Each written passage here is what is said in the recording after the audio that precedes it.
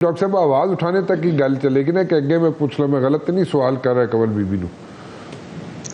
आप कंवल बीबी से बिल्कुल सवाल बात सही करें, लेकिन अभी जो दानियाल साहब ने फरमाया तो वो ऑलरेडी हो रहा है, क्योंकि पाकिस्तान ने एक काउंटर टेररिज्म रीजनल इनिशिएटिव का भी हिस्सा बना है, which is aimed at countering terrorism domestically, यानी पाकिस्तान के अंदर जो टेररिज्म होता है उसको काउंटर करने के लिए रीजनल कोलैबोरेशन।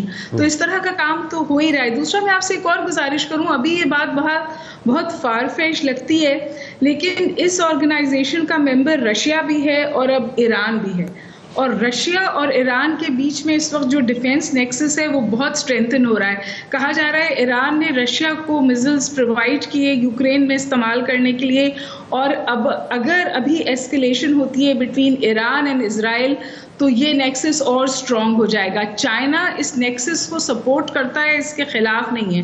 मैं आपसे ये भी गुजारिश कर दूं कि इसका पैराडाइम सिक्योरिटी डिफेंस है, लेकिन उसके साथ साथ कनेक्टिविटी भी है, और इस वक्त चाइना की इन्वेस्टमेंट ईरान में पाकिस्तान से ज़्यादा हो गई है। अफगानिस्तान वो मुल्क है जहां central Asian states, Russia, Iran और चाइना इस वक्त बहुत ज़्यादा काम कर रहे हैं, इन्वेस्ट कर रहे हैं। रशिया वो पहला मुल्क बन गया है जिसने अफगानिस्तान के तालिबान का टेररिस्ट स्टेटस जो है ख़त्म कर दिया है। चाइना ने उनको डी फैक्टो रिकग्निशन दे दी है।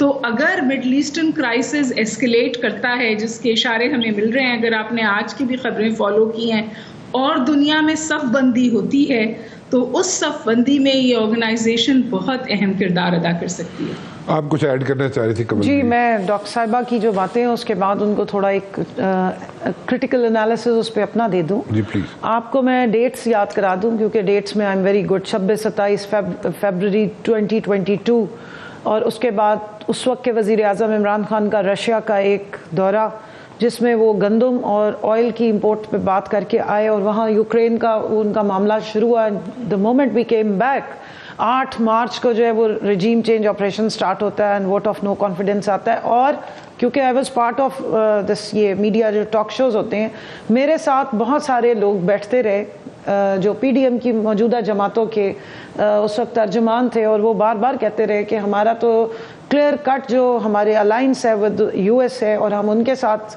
चलते हैं, और ये कैसे कर लिया। सो आप, और दूसरी बात ये है कि जो इन्होंने बड़ा आखिरी जो अभी जो बातें की हैं, जो इस वक्त दुनिया में सफ़ बंदी हो रही है और सफ़ आराई भी हो रही है, सफ़ बंदी के साथ साथ मुल्क आपस में सफ़ आ रहा है, उसमें वेयर डू वी स्टैंड।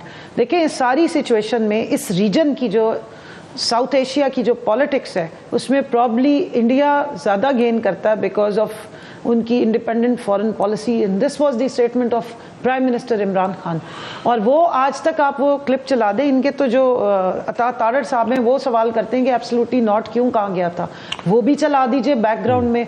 सो अगर आप कंफर्म वो सफ़ बंदी में, आपके पास तो चॉइस ही नहीं है कि आपने सफ़ बंदी कहाँ करनी है, आप तो वैसे ही सफ़ में ही खड़े हुए हैं और पिछली सफ़ों में खड़े हुए हैं, और क्लियर पॉलिसी आपकी है नहीं।